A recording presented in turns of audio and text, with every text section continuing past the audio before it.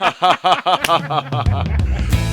still with Teddy Kinyanjui of Cookswell Jikos in Seedballs Kenya, and today he shows me how the seed ball works.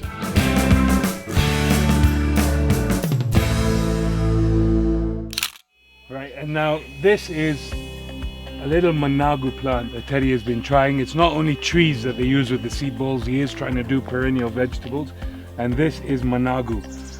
This, he says, would be amazing. Imagine if you can go and throw these seeds at refugee camps and just throw them around the areas so people can go and tune out the leaves and at least get some food, so they're not only depending on aid.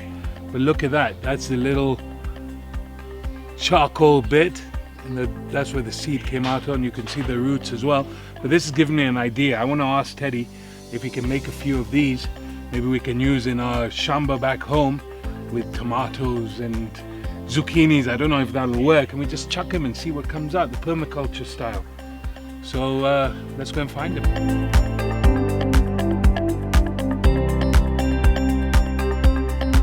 So these are a couple different of the types from one of our little test beds that we've done here. And so I'll show you how, because you know, sometimes when you think tree planting, it's easy to forget that there are 1,500 types of trees in Kenya. Right. And each one has its own use, its own area, its own reason for planting. So with the Seedball project, we've focused on, we have like a core base of 5 to 10 species of trees that cover a range of different ecosystems and applications.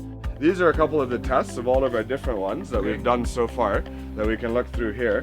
We have Dombea Toridai, which is a very interesting highland tree that grows really well, you know, Aberdares, Mount Forest, these type of areas. It produces good timber, produces very, very good bee forage, and the Ogieks traditionally use its bark actually for making beehives and stuff. Okay. And so this has a very good application, and it's a very good pioneer tree for places that have been degraded or recently converted back to forest from agriculture or something. All of these bags that we have here on these little tests, each of these is 50 seed balls that were put down, watered daily for 2.5 weeks to try and mimic a typical rain type of season. And then these are the results of how many have grown out from basically one big handful of trees each. Okay. And so depending on what type of species it is, like you can see, this says Bania sesbin. This is a very wonderful agroforestry tree. It's nitrogen fixing, very good livestock forage, so for cows with milk or for meat gain for goats and stuff. Decent firewood, bee forage for bees, good soil stabilization tendencies, and really fast growth. So these are only 3.5 months old, and they're already, you know, they grow a foot a month basically. This is crazy. Look yeah, how so big that is. And you can imagine planting a couple handfuls of these in your backyard. If you want to, you know, feed for your rabbits, for your chickens, for your goats, for your cows, this is a very excellent tree for those type of issues. Great. What happens with trees like the acacia tree, that's very interesting, that's this one here. That's these small ones here. Is naturally what they do is they have seed dormancy. So they've evolved to be able to keep the seed almost from, what is it, 3 to 15 years almost, dormant in the soil, waiting for just the right conditions.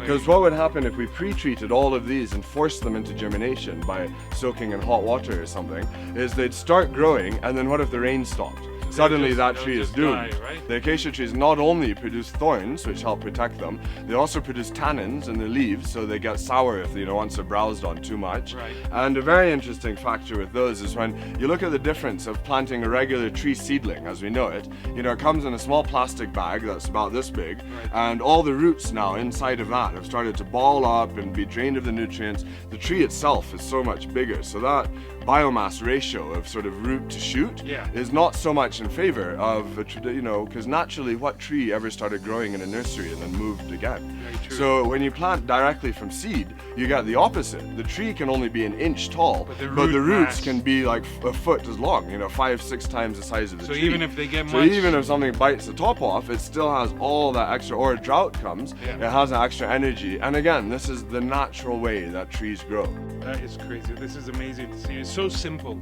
And cheap. It's so simple.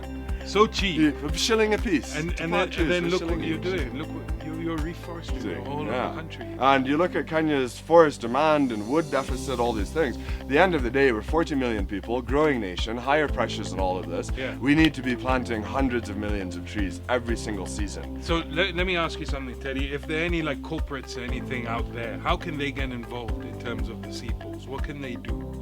We always say what change begins at home. If you want to really get involved in doing this and promoting this large-scale, low-cost tree planting, get in touch with us and we can do branded packets with your company logo on as giveaways during big events or meetings or for launching of new things, and try and also, because it makes the whole tree planting thing more of a fun culture. That's amazing. Teddy. Yeah, thanks very much. Okay, I saw some managu over there Yeah. in a seed bowl. Can you do this for vegetable seeds? Because my thinking is, I'm setting up my little shamba at home, and on one bed, I want to do permaculture, Yeah. right?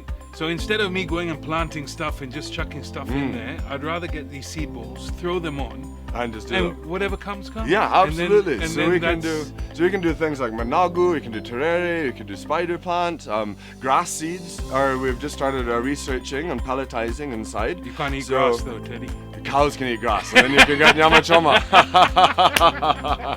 So basically, as long as the seed is small, and there are two types of seed, Ralcantant and orthodox. So an orthodox seed is able to keep without refrigeration. Those seeds, so we can do them. So bring us seeds, get in touch with us, and we'll see what we can figure out. So Yeah. keep it here. We're going to see that on the Urban Farmer. We're going to see the permaculture Culture side of seed balling, right? Fantastic. That's going to Yeah, be our hundreds. experiment. Okay, good. Okay? 100%. So, Yeah, Teddy, very thanks good, so much good for now. today. Yes. That's the end for this episode about seed balls, but we're going to still be at Teddy's here next week, and he's going to show us how you can make your own charcoal at home. Without cutting down a tree. Oh, and we're going to eat something. I'm feeling a bit peckish, brother. Let's go and do that. Take it easy and make sure you subscribe to the Urban Farmer.